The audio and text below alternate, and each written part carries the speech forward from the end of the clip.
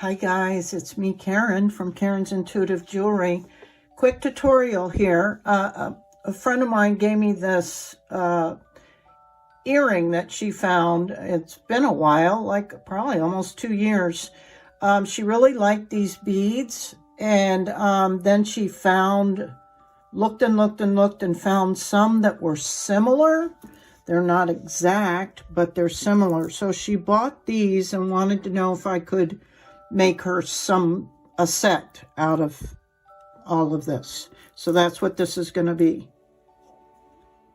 These are super small, and the problem really isn't the size of the bead. The problem is the size of the hole in the bead. None of the head pins I had would fit through it, which is how they did this one. So you can see the difference, and that's been the challenge for me. So I have to use a 26 gauge dead soft wire. And it's not ideal because it's so thin. But I persevered, and what I came up with were doing something like this. I thread that on, then I twisted it, so now we have double strength. Right, a double strand basically. And then I found these little components that I'm going to try and use. Okay?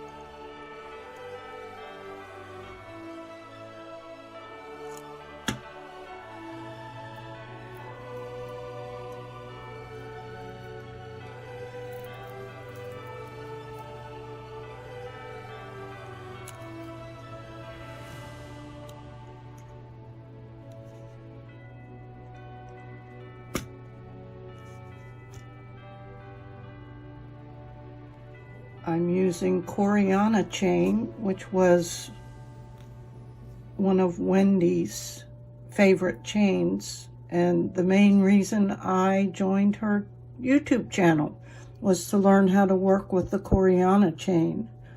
It's like a beading chain. So I'm going to use that with this project. And these bigger size beads, I just used a flat end head pin and just bent it halfway over and did a simple loop. Well, actually a wired loop. And playing around with design is what takes a lot of time.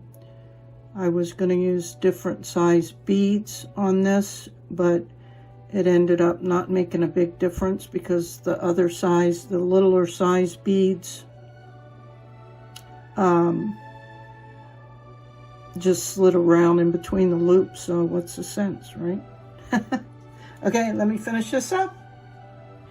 I am putting a little crimp bead on here, on each end. I'm going to crimp that down. And then I'm going to attach the little lobster ends. No, I'm sorry, clamshell ends. And I'll show you how to do that.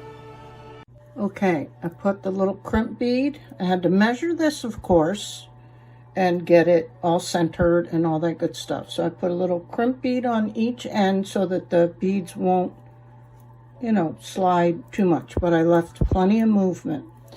And in true Wendy fashion, and I don't know, I think I recall her talking about how she struggled also with these really small components.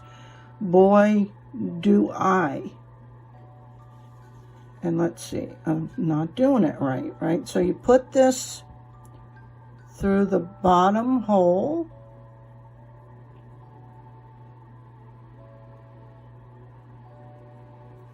And then you put a crimp bead on.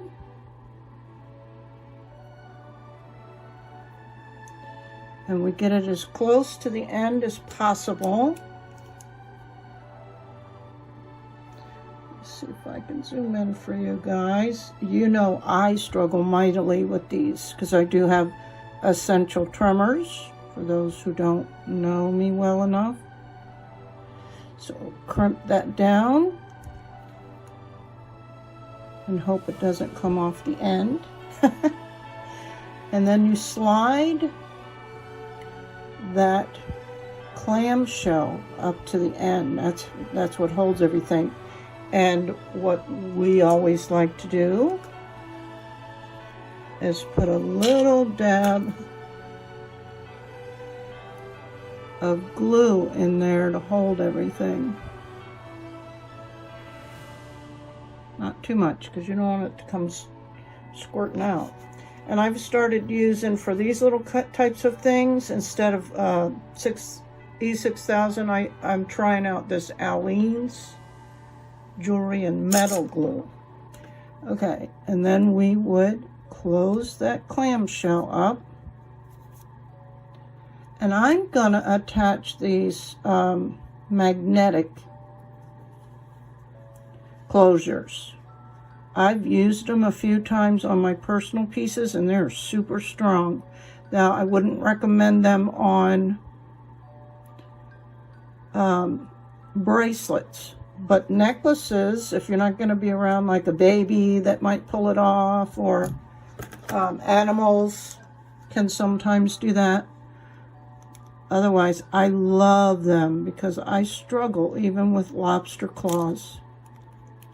So these make it, you see I'm shaking. I know normal people, everybody has shakes, but when you have essential tremors, you don't really know when they're going to come on, and they can be very violent at times. So I'm going to finish this up. Okay, guys, here's the final little project for a friend of mine that I've been holding on to these beads for a couple of years. Couldn't figure out how to do it, but once again, Wendy inspired me. I love it. It turned out so nice. I'm going to zoom in a little bit so you can see.